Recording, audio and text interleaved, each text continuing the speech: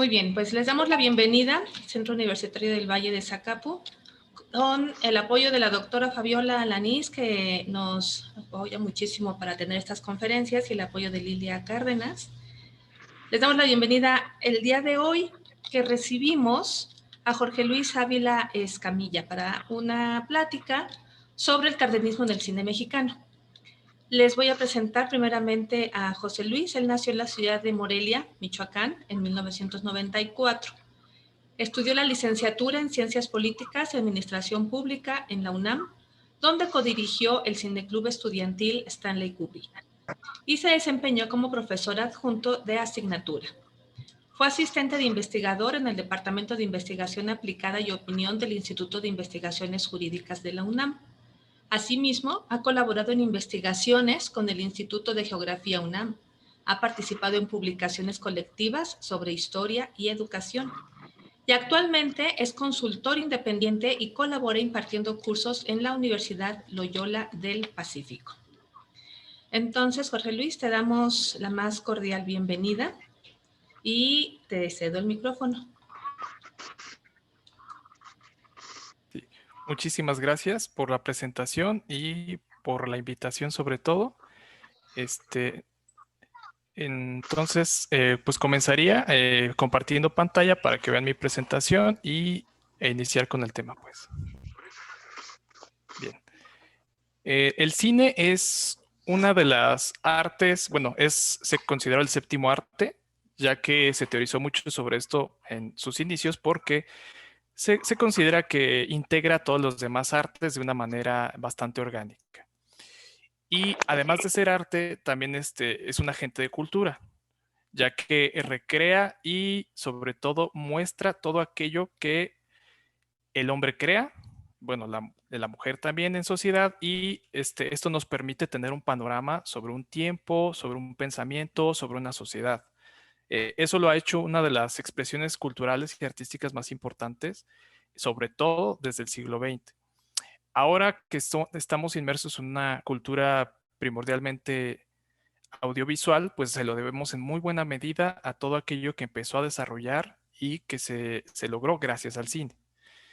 La idea precisamente de esta presentación es observar el cardenismo en el cine mexicano considerando dos partes. La primera es el cardenismo propiamente en el cine, que sería, bueno, el cardenismo, cómo influyó en el cine, cómo ayudó a construirlo, sobre todo en nuestro país. Y la otra parte es el cardenismo ya visto en el cine mexicano posteriormente, ya que sí va a ser un tema que se trate, pero va a tener varios asegúnes, varias vicisitudes, algunos problemas incluso sobre esta situación.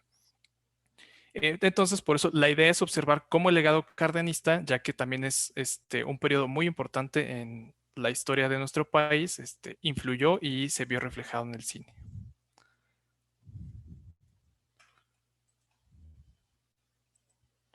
Bueno, aquí para comenzar, el primer contacto que podríamos encontrar del cine mexicano con Cárdenas y el cardenismo, pues va a ser precisamente en esta producción fílmica, que es la toma de posesión del general Lázaro Cárdenas de 1934, la cual fue producida por el Partido Nacional Revolucionario, ya que empezaban a integrarse ciertas producciones fílmicas y sobre todo para la parte de la publicidad oficial. Entonces, aquí es donde lo podemos ver en primer lugar. Aquí se encuentra el general Cárdenas junto a su esposa y pues el pequeño bebé que vemos ahí no es ni más ni menos que Cuauhtémoc Cárdenas, ¿no? Entonces, así es Mi como... mamá está en la conferencia, así que no puede Ah, contestar. no, es que Así es como ahorita no entraba y le iniciamos. iba a decir. Sí, así es como iniciamos precisamente con este acercamiento, ¿no? Cárdenas apareciendo en un video de su toma de posesión. Para tener un panorama también de lo que va a ocurrir durante el sexenio cardenista, pues acá puse esta gráfica sobre las películas exhibidas en México en el periodo 36-40, que era el que, bueno, desde 35, para que tengamos una noción más o menos de cómo estaba en términos de exhibición y de producción. En este caso, observamos que en 1935 se exhibieron 21 películas producidas en México contra 196 películas de producción estadounidense. Esto quiere decir que se proyectaban casi 10 veces más películas estadounidenses que mexicanas.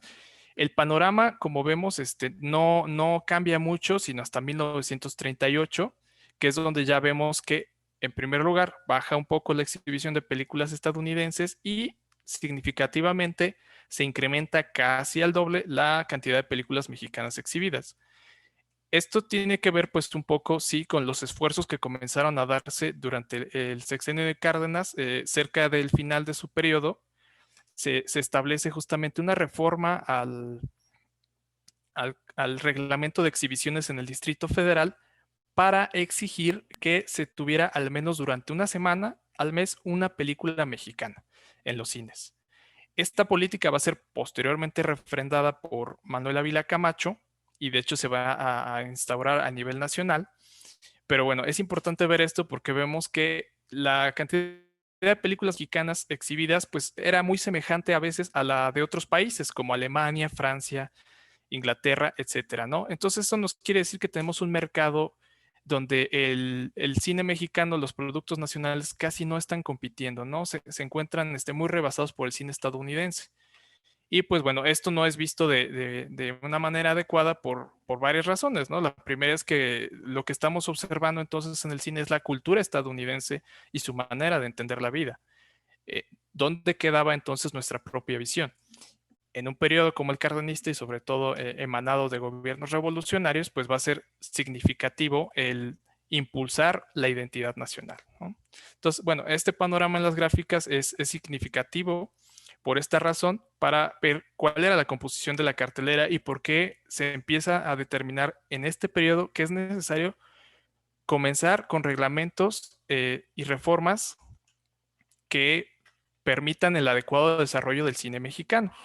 También aquí hay que contextualizar un poco sobre, antes de entrar directamente a las reformas y acciones que propiamente tomó el gobierno cardenista,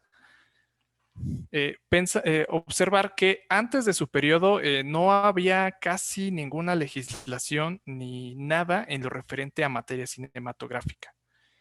Lo único que existía previamente es que con el gobierno de Venustiano Carranza se había instaurado una suerte de departamento de observación, revisión de material fílmico para revisar que el contenido producido nacionalmente y que se exhibía de otras partes, pues no fuera perjudicial en cuanto a contenidos que se consideraban inadecuados, pero sobre todo en cuidar la imagen que se daba del país, tanto de forma interna como de forma externa. Adicionalmente, también el gobierno de Carranza apoyó a algunas pocas personas con becas para estudiar cinematografía y pues todos estos esfuerzos se concentraron principalmente en el Departamento de Bellas Artes. Pero pues no había ningún reglamento propiamente cinematográfico, ni mucho menos había apoyos gubernamentales, ni una serie de cosas que sí vamos a ver que se inician en el gobierno de Cárdenas y que van a ser fundamentales para que en el siguiente periodo, que es con Ávila Camacho, pues podamos tener lo que conocemos como el cine de oro mexicano.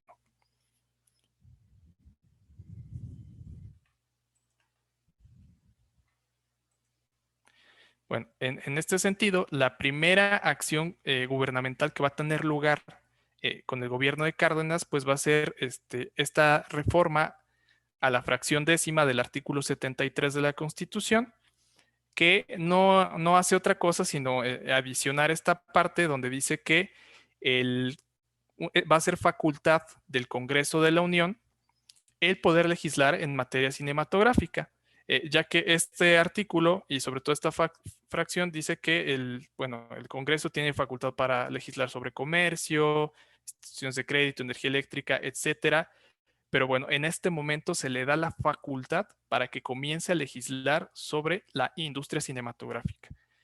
Esto es importante por dos razones. La primera es que se va a empezar a considerar al cine como una actividad industrial, ¿no? Entonces va a tener una relevancia comercial importante y sobre todo, pues en un periodo en el que se busca la industrialización, se va a tener que apoyar precisamente esta actividad económica, ¿no? No únicamente vista desde un punto artístico, sino pues también industrial y económico.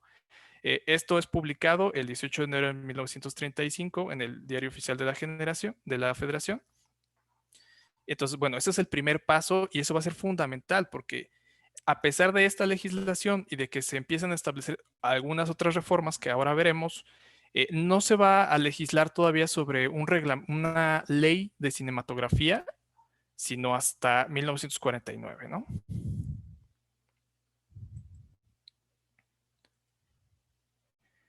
La siguiente acción, esto también es de gran relevancia, ya que esto va a formalizar lo que les comenté inicialmente, que era lo que se había instaurado con el gobierno de Venustiano Carranza. Y ¿cómo se llama? Esta publicación que vemos en el Diario Oficial de la Federación es un acuerdo que crea la Dirección de Publicidad y Propaganda. Esto se publica el lunes 17 de agosto de 1936 y esta dirección pues va a depender de la Secretaría de Gobernación. Aquí hay que entender un poco el contexto, ya que en este momento todos los países, sobre todo cuando ya existía conocimiento de las tensiones y que estamos incluso cercanos al inicio de las guerras mundiales, pues hay que considerar que era de vital importancia controlar el flujo de información. Y sobre todo, pues todos los países consideraban una obligación el mantener una imagen adecuada y sobre todo distribuir propaganda que les fuera favorable. Adicionalmente, un gobierno revolucionario como el de Cárdenas y además preocupado por establecer vínculos con las masas campesinas y obreras, pues consideraba que era significativo el tener un medio de comunicación adecuado con ellas. Por esta razón, se le va a dar mucha importancia a estos dos grandes medios de comunicación de masas en el gobierno de Cárdenas. Al cine, por supuesto, pero también a la radio, que va a ser la que tenga, desde luego, un mayor alcance por su naturaleza específica. Y bueno, ¿qué va a hacer entonces la Dirección de Publicidad y Propaganda? Pues se va a encargar de manera general de toda la propaganda oficial, es decir, va a ser la que le distribuye, observa y la produzca, pero también va a revisar todo aquello que venga de medios extranjeros, por ejemplo, los periódicos, toda la información que fluya, y a su vez va a tener la facultad que podemos observar en el punto sexto, que es la edición de películas cinematográficas, informativas y de propaganda. Entonces, aquí comienza una labor de información, sobre todo, desde luego también de propaganda. La siguiente fracción también es importante en este rubro, hablando del cine, es la autorización para exhibir comercialmente películas cinematográficas en toda la República y exportarlas producidas en el país, conforme al reglamento que se expida, aunque este reglamento pues todavía no va a ser expedido sino hasta el siguiente periodo. Sin embargo, bueno, ellos tenían la facultad de empezar a revisar las películas y ser quienes aprobaran, ¿no? Actualmente quien hace esto es RTC, pero que también depende todavía de la Secretaría de Gobernación. Entonces, aquí ya empieza esto. Este departamento entonces se va a encargar eso, controlar el flujo de la prensa nacional, la internacional, pues para evitar cualquier tipo de contenido que pudiera ser subversivo o perjudicial, pero pues también como un departamento que se va a encargar de crear obras fílmicas, pero también de poder aprobar aquellas que van a ser creadas y revisarlas.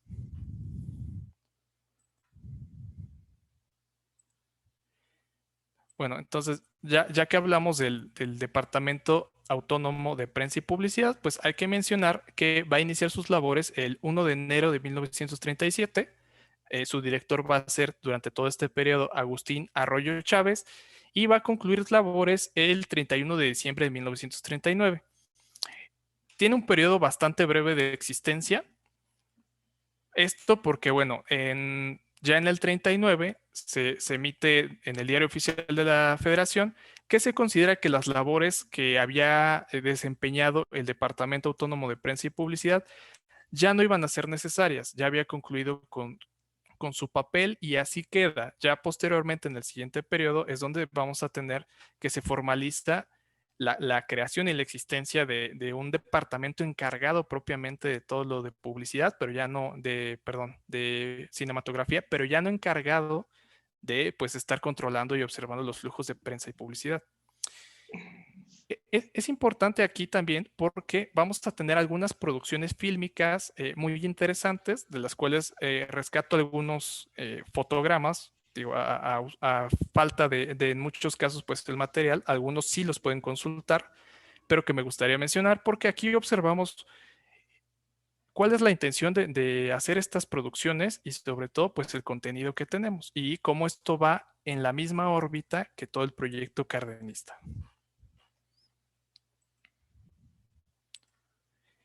Bueno, en este primer material que observamos algunos cuantos fotogramas, por lo que se observa, es el desfile deportivo del 20 de noviembre, ¿no? Que ya conocemos que es para conmemorar el inicio de la Revolución Mexicana. Sin embargo, bueno, este material se encuentra sin fecha, no se sabe exactamente de qué año pertenece, pero sí viene firmado por Gregorio Castillo. Gregorio Castillo se va a encargar en muy buena medida de muchos de estos materiales, de los pocos que se existen y se rescatan, vamos a encontrar su nombre, y posteriormente él va a ser el encargado del departamento de cinematografía cuando se cree en el periodo siguiente. Entonces, aquí en estos fotogramas, pues vemos, además de los contingentes marchando, observamos también una toma del balcón de Palacio Nacional, ¿no? Entonces, podemos observar que este material en particular lo que trata de hacer es informar y sobre todo pues resaltar una festividad tan significativa para un gobierno emanado de la Revolución Mexicana. Posteriormente vamos a tener que está fechado con 1938, lo mismo, ya aquí no está firmado como supervisión, sino por la dirección de Gregorio Castillo, y es del Centro de Educación Indígena Querendi. Este centro de educación indígena pues se estableció como aquí lo observamos en el primer fotograma, Paracho, Michoacán, ¿no? Muy, muy importante.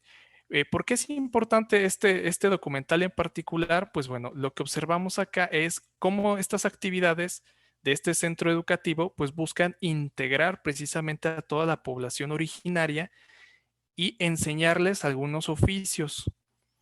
Entonces tenemos también este prólogo donde precisamente habla de la historia que ha tenido el indio, como acá le llama, y pues la importancia que tiene para nuestro país, ¿no? Que eso es lo más fundamental. Aunado a esto, pues va con el proyecto cardenista, pues de extender la educación, ¿no? Y sobre todo llevarla a estas poblaciones que no habían tenido las mejores condiciones. Acá observamos más algunas de otras actividades, vemos los telares, el tejido, las máquinas de coser, las clases. Y lo que más interesante me parece acá es esta frase que pone de Lázaro Cárdenas, o bueno, atribuida a él, que dice: la incorporación del indio a la civilización moderna debe hacerse no como un acto de caridad, sino de justicia, ¿no? Esto precisamente porque se ha tratado de una de las poblaciones más marginadas y que, bueno, lamentablemente su situación no ha cambiado demasiado, pero acá empieza en este proyecto fílmico, pues para darlo a conocer la labor tanto del centro educativo como el proyecto y las acciones del gobierno para tratar de rescatar a estas poblaciones marginadas. Este también es de vital importancia, sobre todo porque de aquí viene mucho el material que conocemos en lo referente a los niños de Morelia, o como le llaman a este material, como viene titulado, Los niños españoles en México, de 1938. Aquí lo que podemos observar es, sobre todo, pues algunos de los primeros niños que empiezan a llegar como refugiados. Hay que recordar que la Guerra Civil Española comienza en 1936 y pues una de las labores del gobierno cardenista fue acoger a muchos de estos exiliados. Muchos niños pues llegaron y fueron acogidos en Morelia. Entonces los vamos a observar en este centro educativo que pues bueno, funciona de albergue, pero también como escuela. Y las escenas que tenemos acá, pues son principalmente de dónde duermen, cómo es su día a día, cómo están en la revisión, en este caso la revisión dental, cómo participan en determinadas actividades, en este caso vemos algunas del campo. Este material en particular, lo pueden buscar ustedes en YouTube, también si gustan observarlo, creo que dura como unos 11 minutos, gracias a que la Filmoteca, no, la Cineteca Nacional, se encargó de restaurarlo y pues compartirlo para que todos podamos disfrutarlo libremente. Y bueno, también en la segunda parte, digamos, de este documental, lo que vamos a observar es el viaje que tuvieron estos niños españoles hacia la isla de Janitzio, ¿no? Que bien podemos reconocer como las redes en el primer fotograma de la parte superior izquierda y al lado, pues la estatua de Morelos, ¿no? Entonces, es un material muy, muy interesante precisamente por esto y que afortunadamente todavía lo podemos revisar. Y pues acá, desde luego que la intención de este material es estar informando sobre las acciones que tiene el gobierno, pero también si observamos hay una intención documental que es muy importante porque se está retratando pues también la vida diaria de las personas, de los indígenas, de los refugiados en este caso, ¿no? Entonces todo esto va muy dentro de la órbita cardenista y pues esto era todo lo que se encargaba de hacer el Departamento Autónomo de Prensa y Publicidad. Ya dentro de las últimas reformas que tenemos del gobierno cardenista, pues es lo que les comentaba, la reforma al artículo 91 del Reglamento de Espectáculos en el Distrito Federal, donde obligaba que se tenía que exhibir una película mexicana durante una semana cada mes.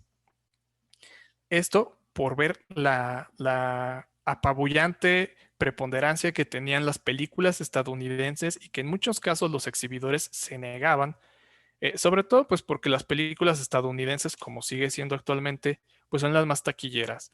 En este caso no había demasiados incentivos para ver las películas mexicanas y las que eran más conocidas pues desde luego eran las estadounidenses. No obstante, esta reforma pues obliga a que se le empiece a dar y respetar un espacio para las películas mexicanas, ¿no? Esto como una obligación para los exhibidores. Y por otra parte, vamos a tener también la creación de los premios nacionales de literatura, poesía, música, artes plásticas y en particular aquí quiero resaltar el de argumentos cinematográficos. Porque pues acá también nos indica de cómo el avance de la cinematografía, pero no nada más ya como industria, ¿no? Como vimos en las primeras reformas del periodo cardenista, sino acá también ya como una expresión artística, ¿no? Aunque iba enfocado, pues en este caso, en los argumentos cinematográficos.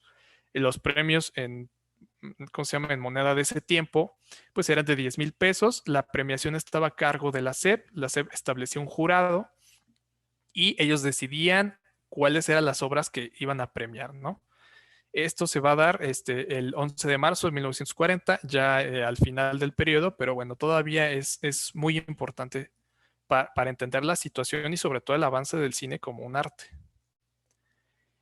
Otra cosa que nos lleva nuevamente a la parte industrial, pues va a ser esta carta que el Sindicato de Trabajadores de la Producción e Industria Cinematográfica le escriben a Lázaro Cárdenas, que lleva por título principal hasta arriba, no necesitamos dinero para que resurja la industria cinematográfica nacional. Queremos leyes proteccionistas. Otra vez, esto volviendo a esta parte de que el cine estadounidense pues era el que dominaba en los cines mexicanos, ¿no? Es difícil competir ante ese panorama, entonces por eso ellos exigían, pues desde luego que para proteger lo que era su fuente de ingreso, leyes proteccionistas, ¿no? Que dieran ventaja a los productores y las producciones nacionales. También acá, la misma existencia del Sindicato de Trabajadores de la Industria Cinematográfica es importante porque ya empiezan entonces, ya no se trata únicamente de una actividad, que se encuentra de manera incipiente, ¿no? Sino que ya se está organizando y ya va a formar parte incluso de los movimientos obreros y sindicales que vamos a tener también en este periodo y que van a continuar.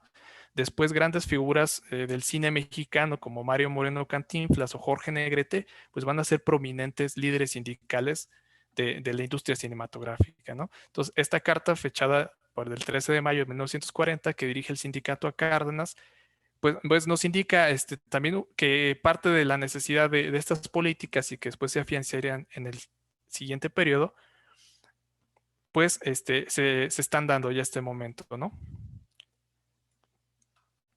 Y acá tenemos también otra acción que es muy relevante y es la concesión para organizar la Financiera Industrial Cinematográfica. Este va a ser un primer proyecto de lo que algunos llaman el Banco Cinematográfico Nacional, pero este primer proyecto de 1939 establecía mecanismos para financiar los proyectos fílmicos nacionales, con una estructura bastante interesante.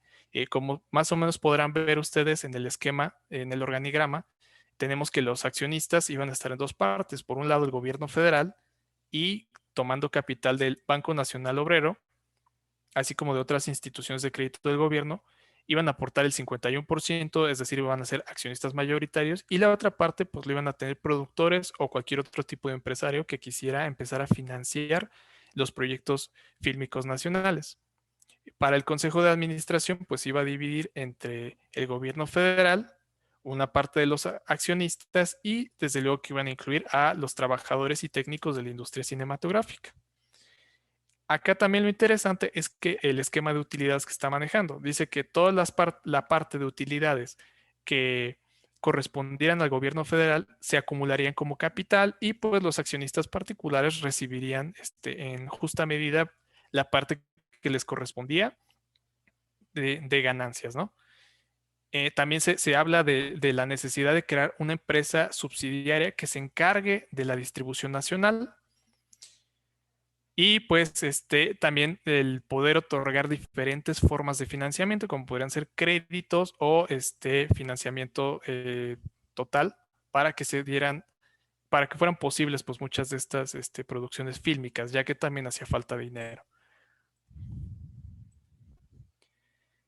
Posteriormente se va a dar el 12 de abril de 1940 la concesión para organizar la Financiera Industrial Cinematográfica.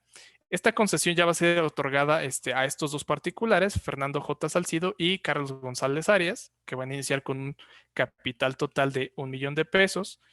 Y pues esta concesión no es otra cosa, sino que le permite a ellos actuar como una empresa fiduciaria para todo aquello que tiene que ver con las tareas de financiamiento de proyectos cinematográficos nacionales.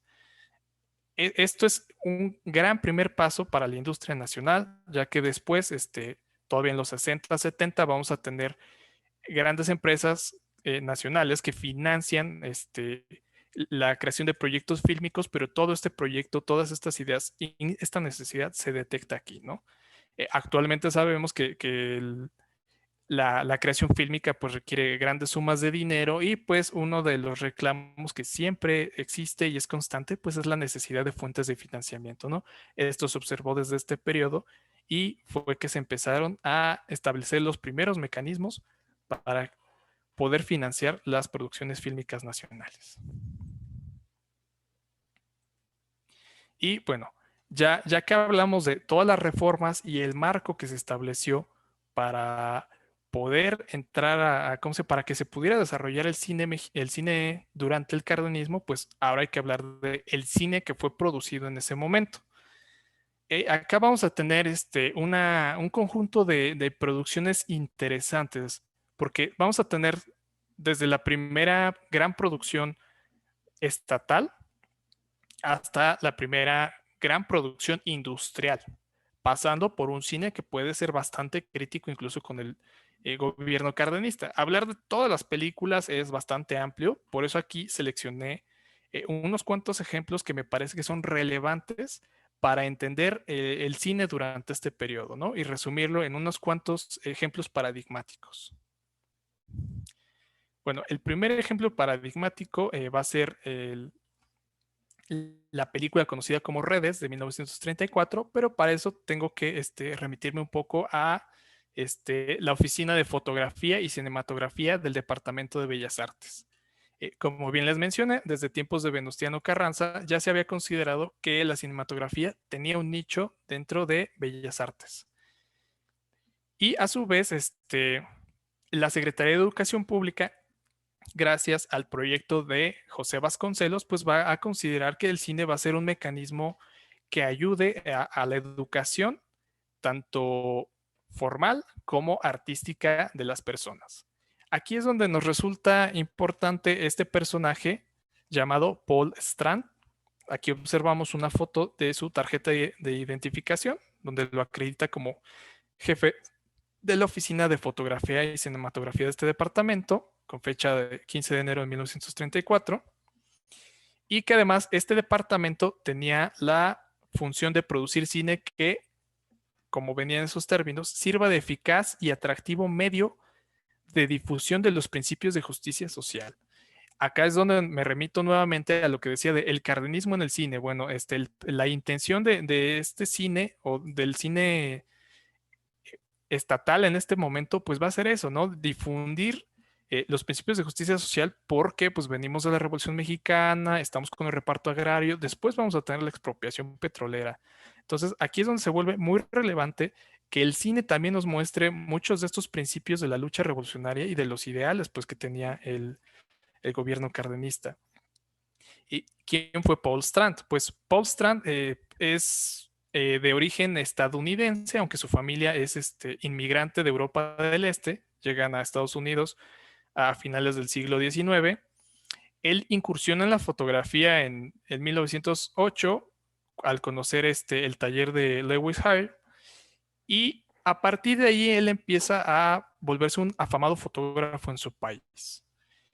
Él tiene la idea de hacer una suerte de documentalismo social, que es así como él bueno, se le denomina a su trabajo fotográfico. Recorre Estados Unidos y con sus fotografías lo que busca es representar esa realidad social que tienen y que muchas veces pues quedaba oculta o desplazada, pues porque no era lo que se reflejaba en las cintas cinematográficas, ¿no? Todos sabemos bueno, conocemos la idea del estilo de vida americano que siempre se imprime dentro de sus películas, pero que no necesariamente corresponde con la realidad estadounidense. Entonces él en Estados Unidos empieza con esta labor a retratar esa realidad que tienen ellos, y por casualidad en un viaje que tiene a Nuevo México va a conocer a Carlos Chávez.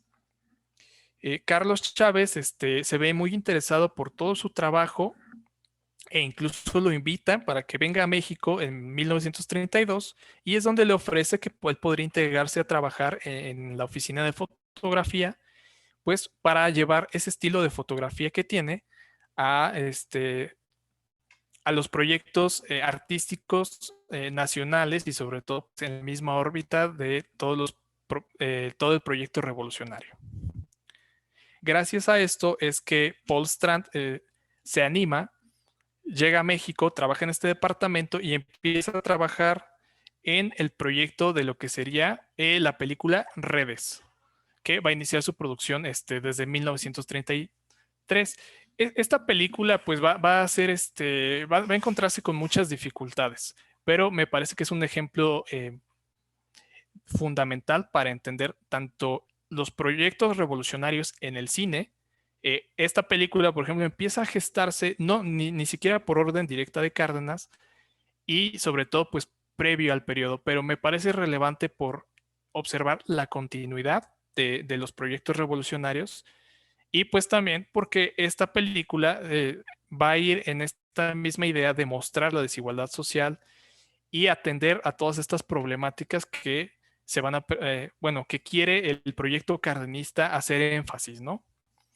Entonces, Narciso Basols y Carlos Chávez van a hacer el apoyo en la SEP. Esta película va a ser producida finalmente por la SEP, ya que otra vez todavía no había un departamento encargado propiamente de la producción de películas. Va a iniciar su producción desde finales de 1933 y se va a extender hasta 1934 por muchas circunstancias.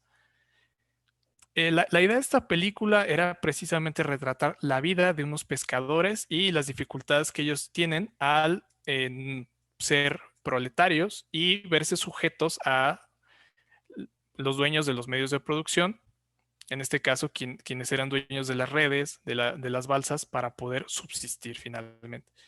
La película fue filmada en la ribera del río Papaloapan, en Veracruz, y muchos de sus actores no son actores profesionales. Esto porque vamos a tener acá la influencia estética de Sergei Eisenstein, por eso acá pongo el cartel de Que Viva México.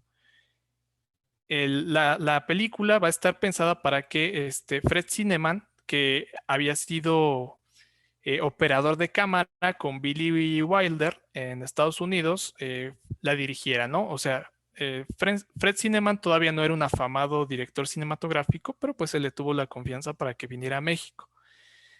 Sin embargo, el financiamiento y los trámites burocráticos dentro de la SEP van a ser algunos de los principales problemas a los que Redes se enfrente para poder ser concluida y exhibida. Por esta razón, la no va a terminar dirigiendo, o en el corte final no va a estar Fred Zinnemann, aunque se le da crédito, sino que la va a filmar Emilio Gómez Muriel, va a ser quien la termine. Incluso Paul Strand también se va a retirar del proyecto por todos los problemas de financiamiento que va a haber. Y la película posteriormente, por su contenido en los términos que se usaban en este momento, socialista y revolucionario, no va a ser muy bien aceptada para su exhibición comercial. Entonces muchos cines van a tener problemas no van a estar dispuestos a exhibirla. Esto va a provocar que la película pueda exhibirse más o menos hasta 1936, y desde luego que no fue un éxito comercial. Volviendo a la parte de Sergei Eisenstein, bueno, era un director cinematográfico de origen soviético que va a ser el creador de una estética muy interesante, de la cual el cine mexicano en muy buena medida se va a inspirar para retratar su realidad y su paisaje nacional, pero sin caer en esta idea de simplemente reflejarnos un montón de paisajes pintorescos y bonitos, ¿no? Sergei Eisenstein va a tener entre sus principios que él no va a utilizar actores profesionales, lo cual vamos a ver en Redes. Únicamente tenemos algunos actores principales que son los encargados de dar los diálogos, pero los demás, los extras, pues van a ser incluso pobladores del mismo lugar, ¿no? O sea, gente no profesional que van a estar reflejando su día a día, su cotidianeidad. Misma situación que utilizaba Sergei Eisenstein en sus películas. Esta estética de reflejar el paisaje natural, pero sin dejar de lado a las personas, también va a venir de Sergei Eisenstein. Y pues sobre todo el contenido revolucionario y una forma muy particular del montaje cinematográfico, ¿no? Todo eso va a venir desde Sergei Eisenstein. La película Redes va a estar muy influida por todo esto. En este caso, Que Viva México no se va a lograr concretar porque Eisenstein va a venir entre 1930 y 1932 a México, pero va a tener muchos problemas desde su entrada al país, porque el gobierno era, bueno, desconfiaban las autoridades de un soviético que viniera al país, y aparte tuvieron problemas de financiamiento. Además, Eisenstein se obsesionó por conocer la cultura mexicana, ¿no? Y sobre todo este papel que le damos a la muerte. Entonces, eso provocó que en algún punto perdiera el rumbo de la filmación. Que Viva México como tal, entonces no es una película que haya decidido Eisenstein filmar. Eh, lo que vamos a tener es cómo se recopila este material y más o menos se ordena con lo que se sabía de su proyecto. Pero bueno, él nunca decidió el corte final porque ni siquiera tuvo el material hasta para poder trabajarlo, ¿no? Pero bueno, Redes se inspira de todas formas en el trabajo que ya había hecho Eisenstein en la Unión Soviética, y pues trata de más o menos poner eso dentro de su producción. Entonces, ahora vamos a ver algunos fotogramas y algunas situaciones que observamos en Redes para comprender su contenido. Pues lo que observamos en Redes, en primer lugar, pues va a ser la vida, el día a día de estos pescadores en esta localidad, y pues en las largas jornadas de trabajo, donde se va a hacer mucho énfasis en la explotación laboral y la falta de justicia social, ya que es una comunidad pues muy pobre, cuyo único ingreso es la pesca, pero la pesca pues está ¿cómo se llama? Controlada por un propietario que va a ser el dueño de todo, y todos los pescadores, ante la imposibilidad de poder distribuir el pescado, pues se ven obligados a trabajar porque tampoco tienen redes, no tienen material, entonces se ven obligados a trabajar para esta persona por lo que les pague, ¿no? Lo que también acá menciono, complicidad entre los propietarios y la clase política. En el fotograma del lado derecho observamos cómo hay un trabajador todo desarrapado, pero finalmente esa es la condición en la que se encuentran los trabajadores. Y en la mesa con el bigote vemos al dueño de las redes, o sea, quien sería el dueño pues, los medios de producción, ¿no? Las redes, las balsas, etcétera. Y al lado de él está el que en esta película representa al candidato, que él pues es la imagen de todos estos políticos que únicamente están en contubernio con los empresarios, con los explotadores, y que no trabajan pues para ayudar a la población, ¿no? Este conflicto evidente que tenemos entre la necesidad de sobrevivir de los pescadores y la defensa de la acumulación de la riqueza y la complicidad del poder político en esto, pues nos lleva a entender, o más o menos ir dilucidando, una idea que podemos expresar como la lucha de clases, ¿no? Esta película nos empieza a mostrar estas situaciones de manera muy sencilla. La película dura menos de 60 minutos, entonces también es un trabajo importante por esta capacidad de síntesis para mostrarnos a través de un ejemplo palpable todas estas situaciones.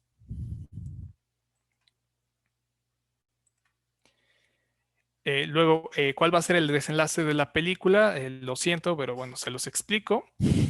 La película igual la pueden consultar en YouTube, está libre. Las actuaciones no son las mejores. Recordemos, no son actores profesionales. La idea justamente de este cine es que las masas sean las protagonistas, no los individuos.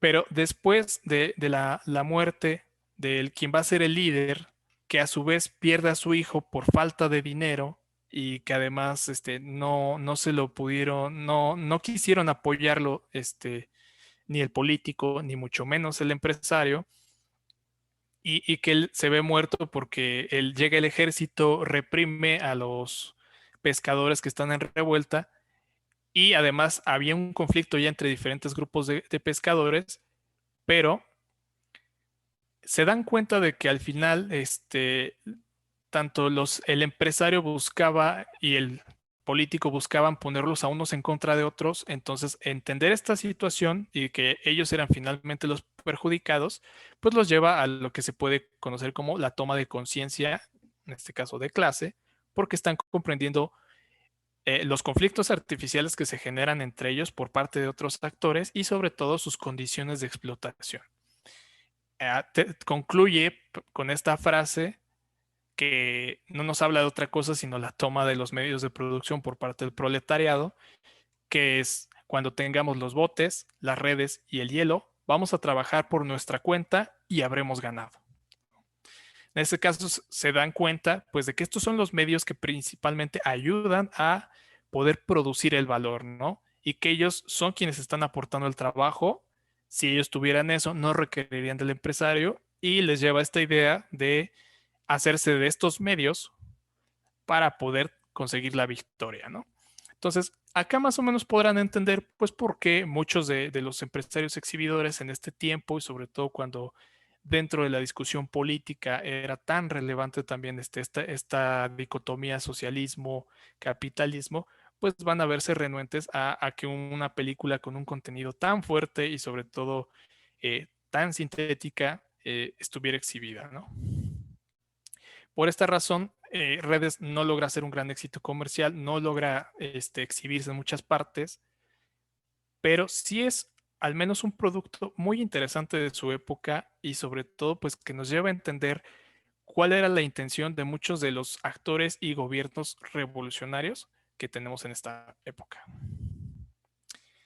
Después vamos a tener en 1936 esta película tan significativa también dentro de la historia fílmica nacional, que es Vámonos con Pancho Villa.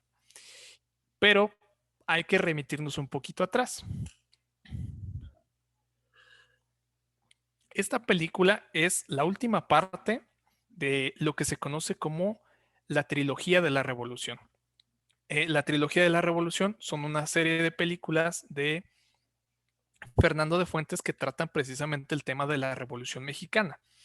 Pero Fernando de Fuentes, al ser de un origen acomodado y con una visión más bien conservadora del mundo, la visión que retrataba él de la Revolución Mexicana, pues no era precisamente de ser un simpatizante, sino todo lo contrario. Él va a enfatizar todos estos aspectos negativos que tuvo la lucha armada revolucionaria. La primera película de esta trilogía es El Prisionero 13 de 1933, donde vemos pues a una persona ejecutada y encarcelada injustamente por toda la lucha revolucionaria. Posteriormente tenemos El Compadre Mendoza, también del mismo año, donde observamos cómo este famoso Compadre Mendoza utilizaba los retratos de diferentes personajes de la Revolución Mexicana para quedar bien con una facción o con otra. Tratando de, en ese sentido, demostrar que era muchos simpatizantes o muchos actores ahí eran meramente hipócritas y que se cambiaron de bando a conveniencia. Y por último, vámonos con Pancho Villa, pues es una película en la que se trata de mostrar este ánimo de los revolucionarios mexicanos de unirse en particular a este caudillo tan famoso como es Pancho Villa, pero que ya en el contenido pues va a tener algunas partes bastante críticas, sobre todo porque retrata la travesía de un grupo de pobladores que se van con Pancho Villa y cómo poco a poco ante las diferentes situaciones revolucionarias, el azar, la enfermedad y la guerra misma, pues van muriendo, ¿no? Hasta que únicamente queda uno, él se ve desolado, como que observa que no tiene sentido esta gesta revolucionaria y decide regresar a casa. Esta película también es muy relevante porque en un principio el gobierno de Lázaro Cárdenas la apoyó, tanto así que se les dio apoyo en cuanto a uniformes del ejército del periodo para mostrar pues a lo que serían los soldados federales, y también se les dio apoyo para utilizar el ferrocarril, que hay escenas donde aparece. Sin embargo, pues resulta que en esta película no tiene el final que les acabo de comentar, sino que existía un final alterno que fue rescatado por la Filmoteca de la UNAM. Este final alterno lo que nos muestra es cómo este último personaje revolucionario que regresa a casa se encuentra con su familia y es visitado ni más ni menos que por Pancho Villa.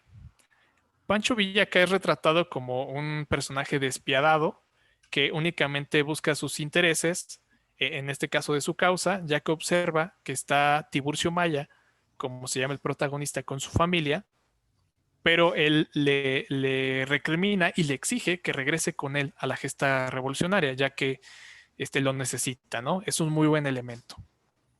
Entonces le pide que salga de la casa, sale Tiburcio, está afuera con toda la hueste revolucionaria, se escuchan unos disparos, entonces sale Pancho Villa y le dice, ya no tienes por quién quedarte, vámonos. En ese momento Tiburcio Maya le quita un arma a alguien como para intentar amenazar o matar a Pancho Villa, y pues alguien más de la hueste revolucionaria mata a Tiburcio Maya. Acá entonces vemos a un Pancho Villa explosivo que le dice, ¿tú crees que él me iba a matar a mí? ¿A mí, que soy Pancho Villa? Entonces nos muestra, pues lo que hace es desmitificar esta figura revolucionaria. Por esto se comenta que después de todo el apoyo revolucionario, el gobierno cardenista sugirió, solicitó que se cambiara este final, que no fuera exhibido, pero pues bueno, se encontró en una copia bastante deteriorada de este final que nos muestra pues cuál era la verdadera intención de Fernando de Fuentes, ¿no?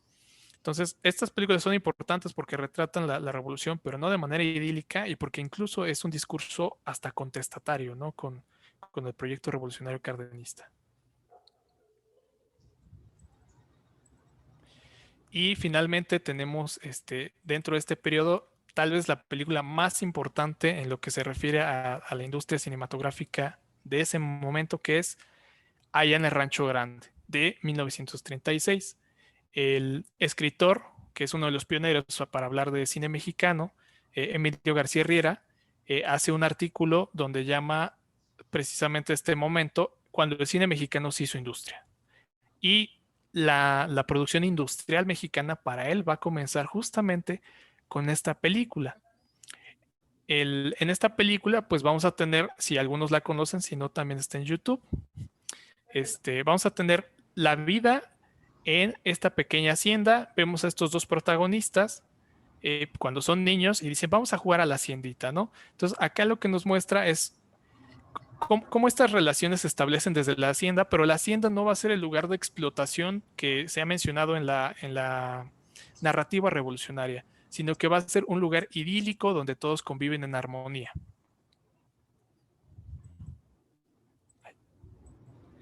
Entonces, esta película es muy importante porque es inaugural, tanto en una forma de producir como en cuanto a género se refiere. Esta es la primera película, o al menos la más exitosa, que va a inaugurar este género tan famoso y representativo para la cinematografía nacional como es la comedia ranchera. ¿Por qué? Pues porque son argumentos de comedia que se van a desarrollar en un ambiente rural. En este caso, pues un rancho, una hacienda, un pueblo, ¿no? El ambiente rural es idílico, puesto que ahí vemos que cada quien asume su papel, no hay un conflicto de clase. Cada persona asume que le toca ser peón de la hacienda, el dueño de la hacienda, pero no tienen un conflicto porque el dueño de la hacienda finalmente ayuda a los trabajadores y no hay explotación, básicamente, como se retrata en esta película. Acá los conflictos que va a haber no van a ser sociales ni económicos. Los conflictos que vamos a tener van a ser principalmente malentendidos entre los personajes y sobre todo de carácter melodramático o amoroso. Estas películas son muy melodramáticas, ya que toda la acción la conducen los sentimientos de los personajes, sus ánimos. Y esto finalmente es lo que nos lleva en muchos momentos a la comedia. Se exaltan en estas películas también el folclore, pues como podemos ver acá tenemos a todos charros con sus trajes típicos. En este fotograma en particular están en la cantina, ¿no? Porque es el lugar de reunión social por excelencia para los hombres de esa época, sobre todo. Estas películas van a estar llenas de coplas y bailes regionales. Vamos a ver muchas escenas donde haya precisamente estos bailes regionales. A Emilio Lino Fernández en algunas películas también le va a tocar incluso bailar. Y sobre todo, pues acá lo que vemos, estas coplas, como la de Dos tipos de cuidado, donde el conflicto que tienen los personajes se va a dirimir de manera musical, ¿no? Y ver quién es el que tiene mayor ingenio y logra una mayor empatía con los protagonistas. Lo que tenemos gracias a esta serie de elementos que les estoy mencionando, pues no solamente son de esta película, van a ser la fórmula industrial de producción que tomen todas las películas que a partir de ese momento se van a poder encasillar dentro del género de comedia ranchera. Y va a ser tan importante que va a dominar incluso el siguiente periodo presidencial y casi incluso la siguiente década en cuanto a las películas más producidas. Y ya para concluir esta última parte, pues hay que hablar de el cardenismo en el cine. Ya no el cardenismo, bueno, ya no el cine que le tocó al cardenismo propiamente, sino cómo se va a ver el cardenismo posteriormente. Y hay que mencionar que en muchos casos este periodo pues brilla por su ausencia. En realidad muchas de las producciones que se han hecho han sido como entre los 80 y 90 hubo mucho rescate, pero sobre todo de material documental del cine cardenista, no películas de ficción o de argumento que trataran el periodo en particular. Y las películas que sí han retratado el periodo en particular, pues han tenido una acogida no precisamente amable y además pues son escasos los ejemplos, ¿no? Esto pues tiene que ver un poco, sí, con el cambio que va a haber posteriormente, políticamente hablando, y que se va dejando un poco de lado pues este aspecto revolucionario, sobre todo de los conflictos de clase, y de la falta de justicia social que pretendía señalar el cardenismo propiamente. Entonces, vamos a tener esencialmente dos ejemplos, que son los que voy a mencionar, y sobre todo el último, pues es muy, muy importante, sobre todo por ser el más desconocido. La primera película es Rosa Blanca de 1961, dirigida por Roberto Gabaldón. Esta película pues no nos va a mostrar otra cosa sino los conflictos que van a haber otra vez en la zona de Veracruz por las compañías petroleras extranjeras, ¿no?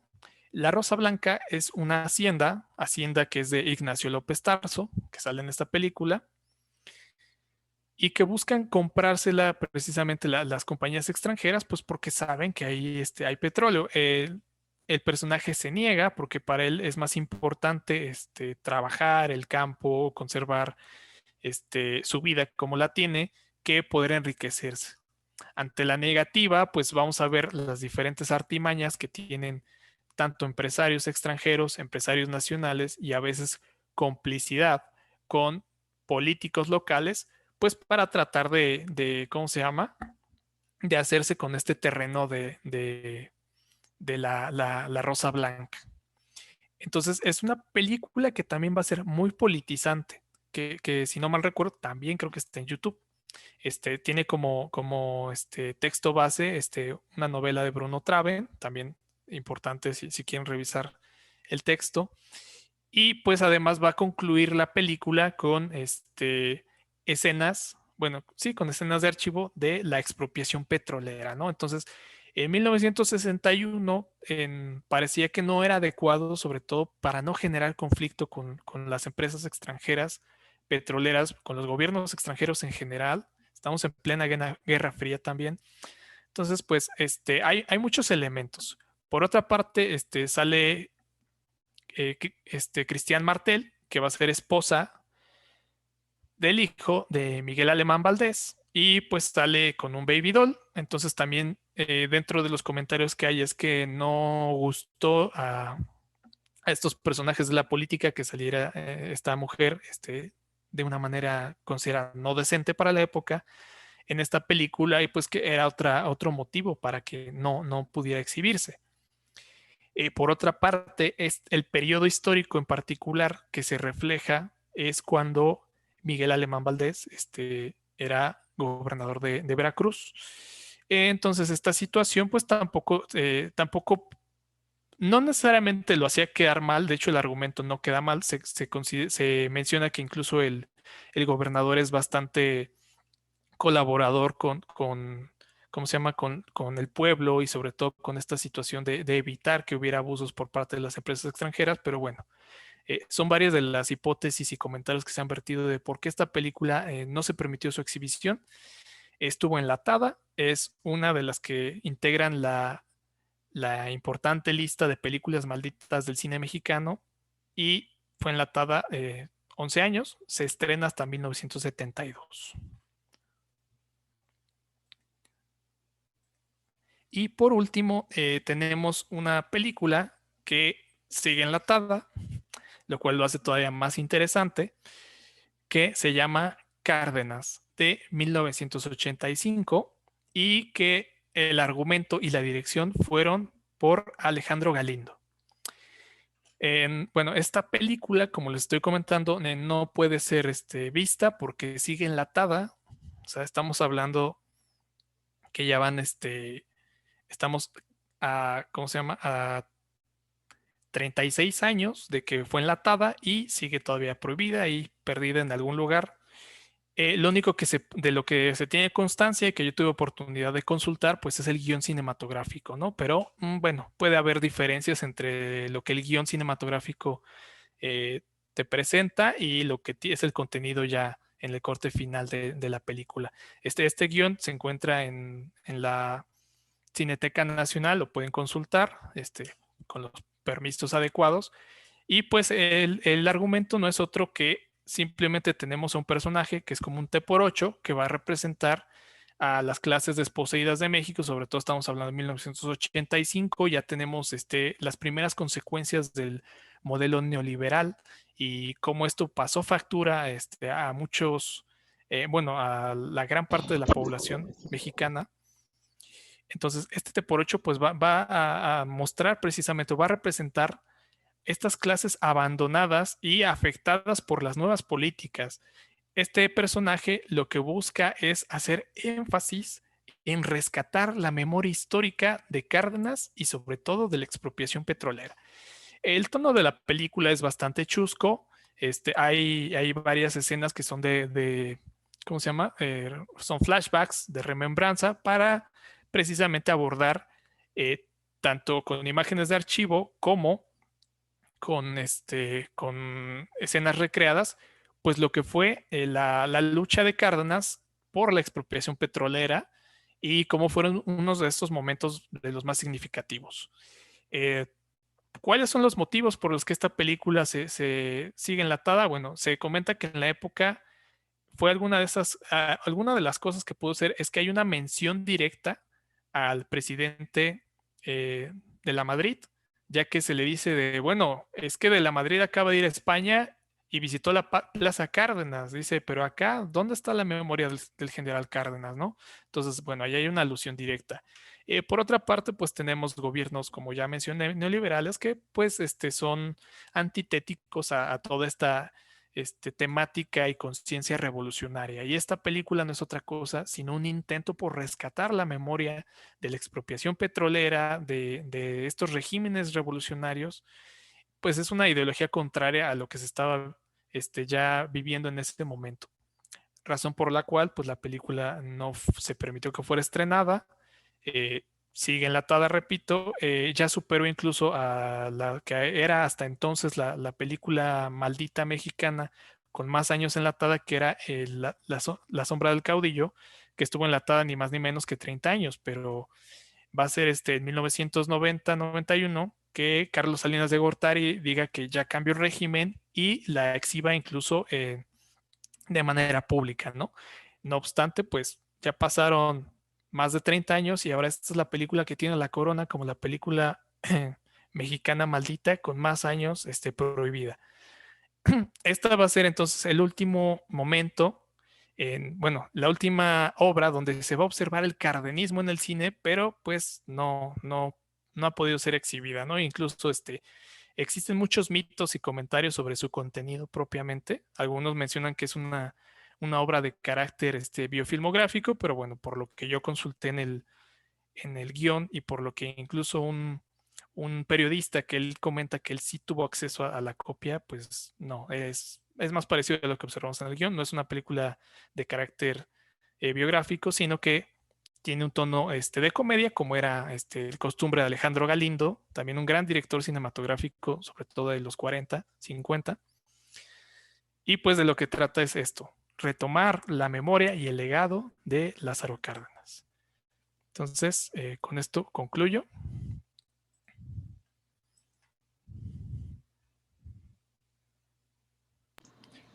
Muchísimas gracias, Jorge Luis. Qué interesante y qué interesantes documentos nos presentas. No debe haber sido nada fácil conseguir todas esas fotografías, los carteles, que finalmente es lo que enriquece toda esta información de una manera que si ya es rica en sí misma, ver todos estos documentos que tú nos has presentado es maravilloso. Muchísimas gracias. Qué padre que pudiste tener acceso a ellos y ya me imagino a qué más debes tener acceso.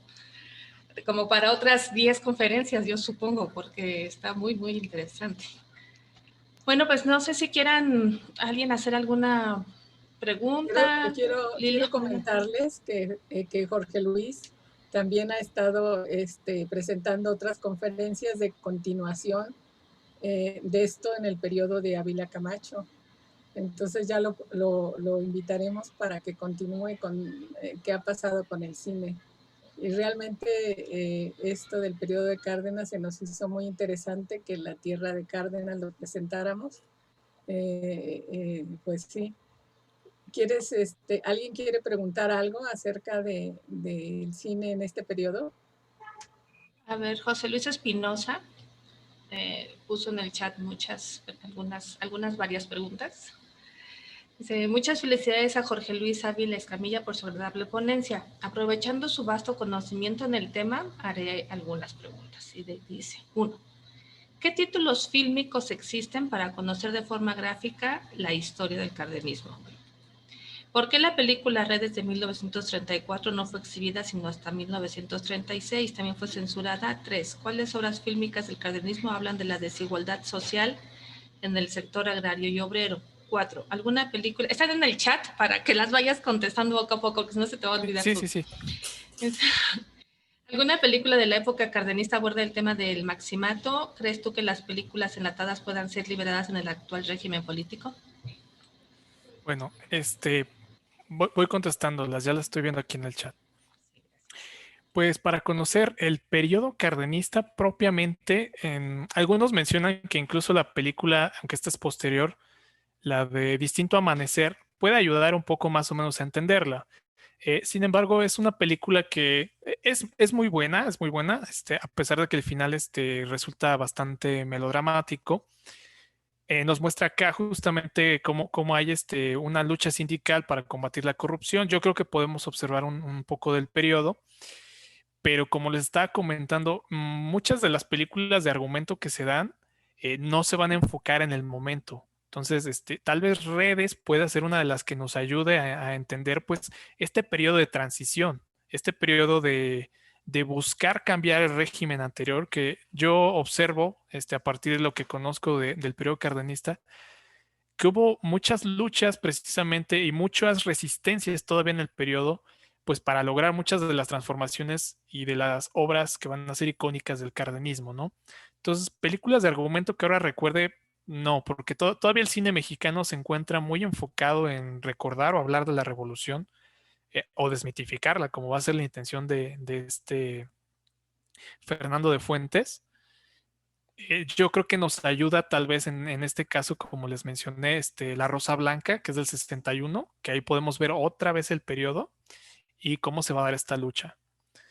Pero propiamente, pues no, tendríamos que recurrir yo creo que a la parte documental. O sea, si queremos un retrato pues más fiel, vamos a recurrir a la parte documental, como les dije, los niños españoles en Morelia, pues eso es del periodo propiamente.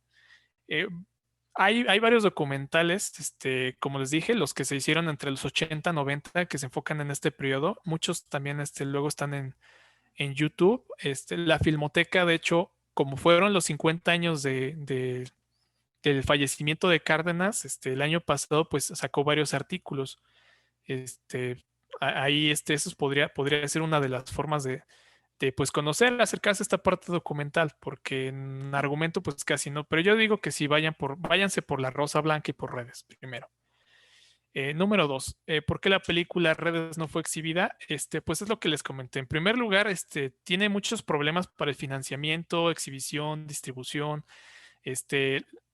Obviamente la parte cinematográfica de la SEP pues no tenía mucho presupuesto, ¿no? Entonces, incluso estos retrasos en el presupuesto van a hacer que Paul Strand y Fred Cinema pues se salgan del proyecto, ¿no? Tuvo muchas dificultades.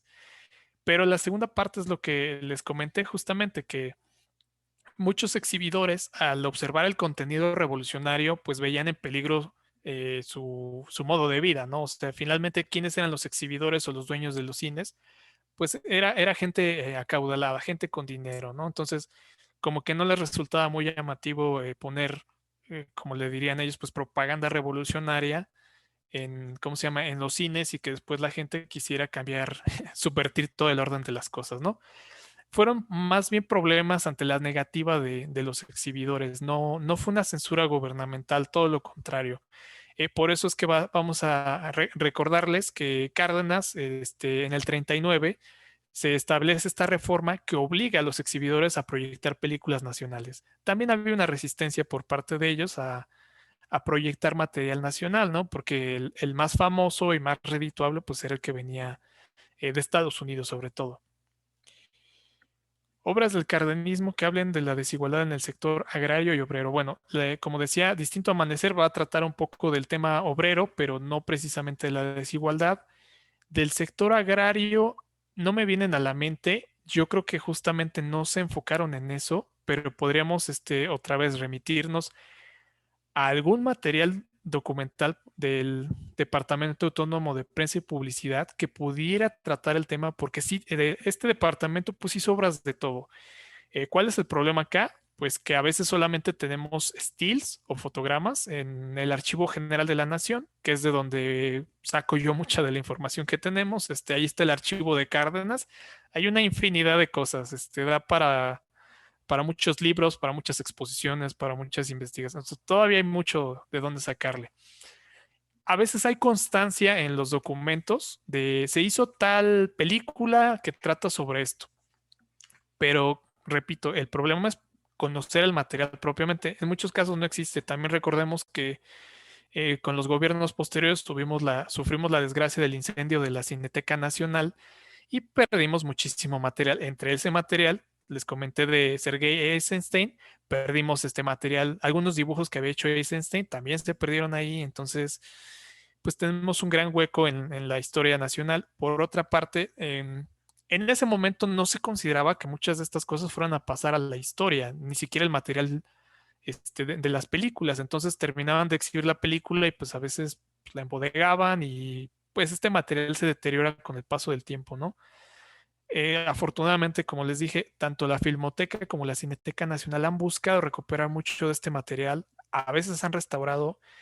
Hay que ser pacientes, pero hemos tenido cada vez más material. De hecho, a mí me sorprendió entre justamente la exposición de los 50 años de Cárdenas en la Sociedad Mexicana de Estadística y Geografía y que el mes pasado hablé de Ávila Camacho, encontré más material, ¿no? Entonces, cada vez tenemos más cosas.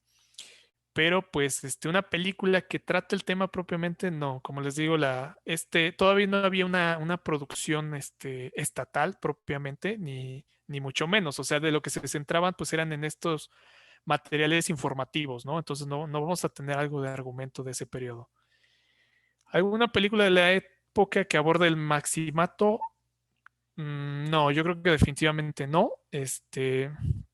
Julio Bracho creo que sí va a empezar con la idea de hacer su adaptación fílmica de La sombra del caudillo, más o menos en los 30, justamente, pero va a encontrarse con dificultades.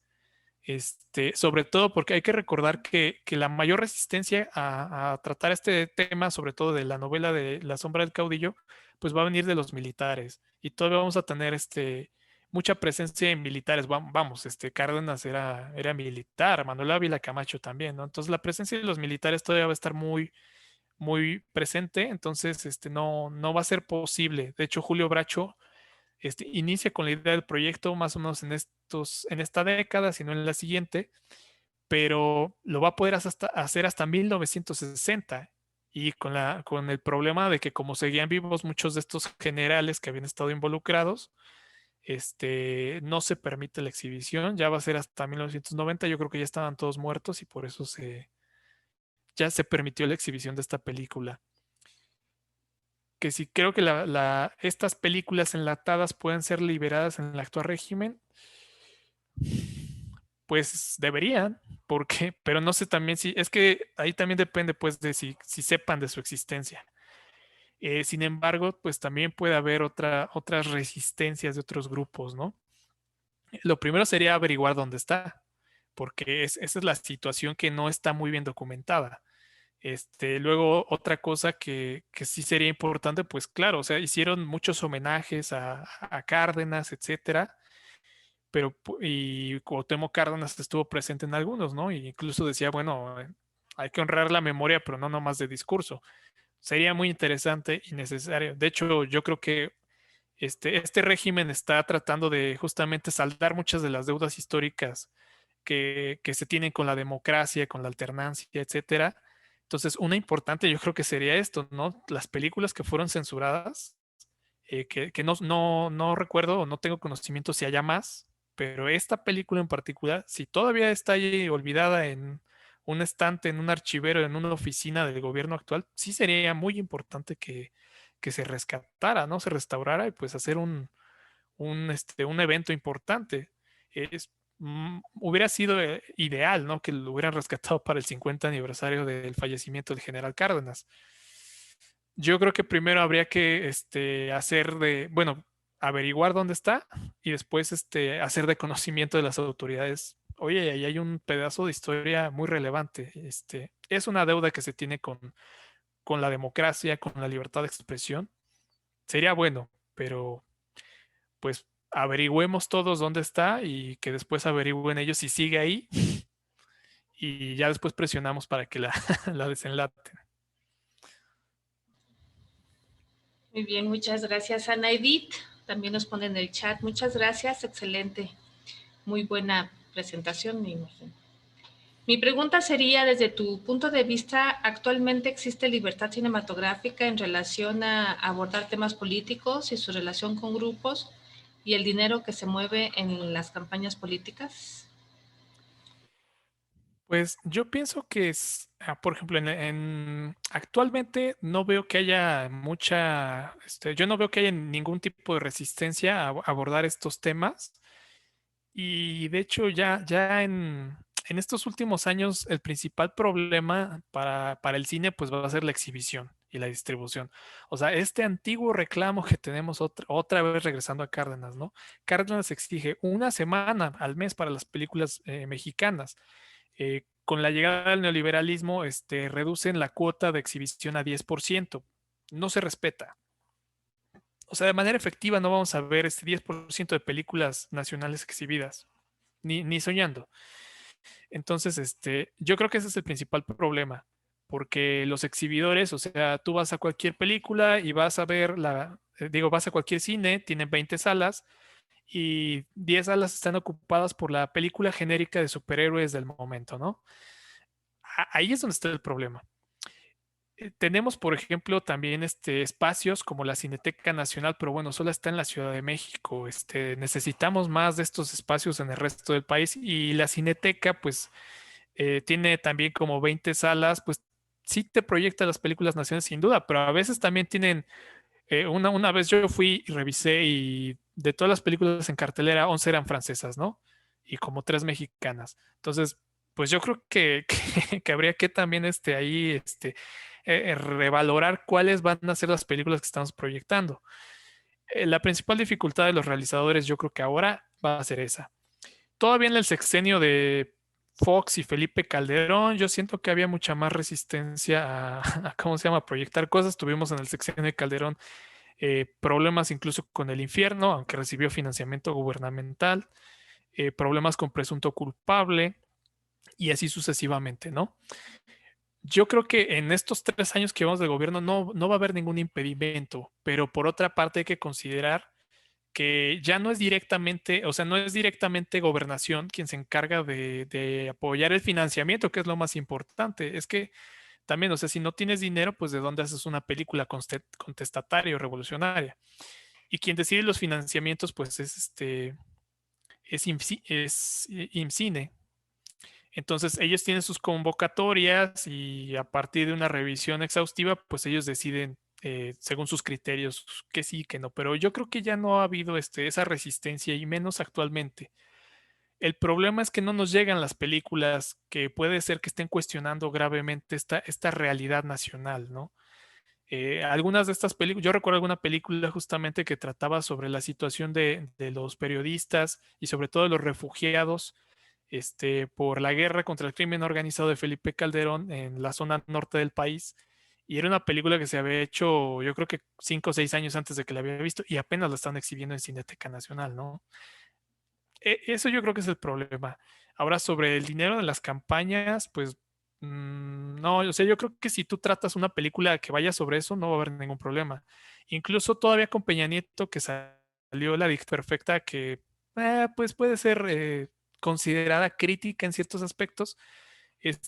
Yo no recuerdo que tuviera problemas de exhibición como sí hubo muchos, con Felipe Calderón. Entonces, incluso eso con Peña Nieto en el cine, yo sentí que no fue tan grande, pues, el intento de controlar y limitar estas cosas, ahora mucho menos. Yo creo que ahora es esto, ¿no? O sea, tenemos los cines cerrados, Cinépolis, por decir algo, solo Cineteca Nacional o los pequeños cineclubes que a veces se establecen en centros culturales regionales. Pues ahí está el problema, sobre todo cómo hacemos llegar, cómo hacemos que la producción del cineasta independiente le llegue a todas partes, ¿no?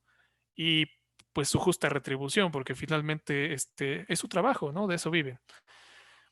Habría que crear una red, habría que impulsar o solicitar que se cree una red de distribución adecuada, ¿no? Para que los exhibidores independientes y pequeños pues puedan llegar a todas partes y exigir aparte pues las cuotas de exhibición por parte de las grandes cadenas comerciales que controlan como el 80% de la exhibición del cine nacional.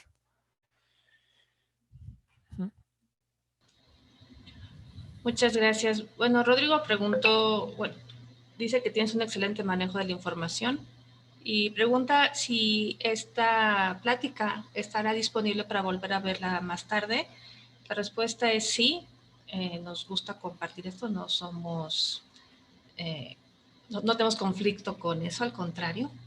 Entonces, a partir de mañana en la página de YouTube del CVZ van a poder acceder a esta y a nuestras conferencias anteriores. Lilia, llevaremos ya proyectadas de las que hemos hecho unas 6 o 7 o quizás un poquito más, para que las puedan ver. Si esta les gustó, también les van a gustar las anteriores. Entonces, valga un anuncio que vean nuestros juegos culturales en YouTube. ¿Vas a comentar algo, Lilia? No sé si hay alguna otra pregunta antes de que pasemos a que les quiero presentar a una invitada. Patricia. Pues ahorita Patricia, en el Patricia, chat, ¿no? Patricia. Patricia, adelante, si quieres abrir tu micrófono, adelante. Yo quería preguntar, ¿cómo se llama el nombre tiene en YouTube para ver nosotros? No se te escucha muy bien. Ahorita es CVZ, la página de YouTube es CVZ Zacapu. Y ahí ya, aquí lo pongo en el chat. Ahorita pongo en el chat el enlace directo también. Sí, gracias. Son bien interesantes. No sé si alguien tenga alguna otra pregunta. Bueno, a lo mejor yo quisiera saber, no es del cardenismo, pero sí es del cine mexicano, porque evidentemente, si nos hicimos conocidos en el mundo a través del cine, fue gracias a la comedia ranchera. O sea, somos todos, los hombres eran Pedro Infante y todas las mujeres éramos María Félix, ¿no? En el mundo. En un mundo mexicano que nunca existió. Entonces, ¿qué opinión tienes tú de este gran periodo del cine de oro, que es nuestro gran periodo del cine de oro, que no refleja la mexicanidad y con el que nos sentimos tan identificados, sobre todo? Porque pues yo sigo siendo novia de Pedro Infante. Yo creo que si hubiera tenido una hija, mi hija seguiría siendo novia de Pedro Infante. Claro. Pues mira, aquí es peculiar porque me dices, no es lo que somos, pero tú dices que eres novia de Pedro Infante, ¿no? Entonces, bueno, yo digo, es que lo primero que hay que entender de este periodo es que este periodo va a crear esta identidad nacional, o sea, no, digamos, van a existir nuestras costumbres, nuestras tradiciones, nuestra música, todo eso ya va a existir tal vez. Incluso de cierta forma, los personajes que observamos. Y algunas relaciones yo creo que sí son reales. Lamentablemente, pues el machismo observado en esas películas era real, es real todavía, en muy buena medida. Entonces, yo creo que tenemos que analizar de manera crítica qué parte sí, qué parte no. Bueno, obviamente cuando tenemos un conflicto no sacamos la guitarra y nos ponemos a cantar, ¿no? Eso yo creo que a lo mejor eso es parte de esta construcción de ficción. Pero hay que entender que estas películas, todo este cine, sobre todo con Emilio el Indio Fernández, va a ser lo que constituya esta suerte de identidad nacional. O sea, no solamente porque en el exterior nos reconozcan así, sino que aquí también. Y esto finalmente es exitoso porque hay cierta correspondencia con una realidad, ¿no? O sea, efectivamente, el país se va a ir urbanizando poco a poco. Ya en los 50, por eso ya no va a haber tantas películas de comedia ranchera, porque ya el país está cambiando. Entonces ya hay que cambiar un poco la narrativa. Pero se va a formar al final esta identidad a partir de los elementos reconocibles, reales, existentes, y pues hay un proceso dialéctico aquí. Eso también es muy importante reconocerlo. Hay varias teorías para entender justamente la relación entre audiencia y productores o directores fílmicos. Por ejemplo, Rick Altman escribe que hay tres formas de verlo, ¿no? La primera es que la audiencia dicta qué es lo que exhiben los productores.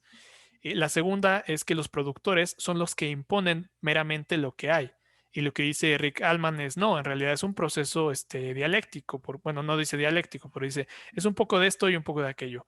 Finalmente, los productores sí deciden en muy buena medida, determinan. Ellos son finalmente quienes tienen el dinero para decidir qué es lo que se produce y dónde se va a ver. Pero pues la audiencia también tiene una autonomía relativa, ¿no? En decir esto lo voy a consumir, esto no. Por ejemplo, ahorita también una buena parte, ¿por qué no, por qué la gente no quiere consumir o todavía tienen una idea de que el cine mexicano pues ya no es lo que era? Habría que revisar cómo han cambiado los gustos, tanto por lo que se les han exhibido como por algunos de los trabajos menos resaltables que se han hecho en el cine nacional, ¿no? O de dónde proviene pues finalmente esta idea. Pero la audiencia finalmente, la audiencia se le va educando, ¿no? También eso hay que entenderlo. Entonces, la audiencia no te va a aceptar de manera crítica siempre todo. Es importante, a veces saber cómo gustar a las audiencias. Y dentro de esto, pues es donde fue importante, bueno, para crear esta identidad nacional, pues no es nada más de decir, esta va a ser nuestra visión de México, sino que había que tomar elementos que pudieran ser reconocibles o reales, pues, de lo que vivimos en esta parte. Pero es real esta identidad en tanto que sí resulta emocionante, resulta agradable, resulta reconocible para nosotros mismos, ¿no? Aunque efectivamente ese no es el México que vivimos, pero sí está en nuestra mente de manera muy real, me parece la identificación. Ahora, entiendo yo que es producto de la época, ¿no? Tenemos un país que no hace mucho, o sea, todavía a mediados del siglo XIX tenemos invasiones extranjeras, ¿no?